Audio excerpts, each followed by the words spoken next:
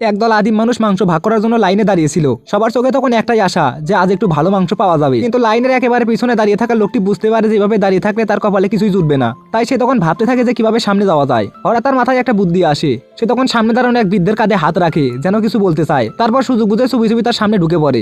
কিন্তু এতে খুব বেশি লাভ হয় না। তখন সে আরেকটা চাল চালে, সামনে থাকে এক শক্তিশালী লোকের চুল টেনে ধরে। লোকটা তখন রেগে গিয়ে পিছনের বৃদ্ধকে দোষ দেয়, আর মুহূর্তেই শুরু হয় ঝামেলা।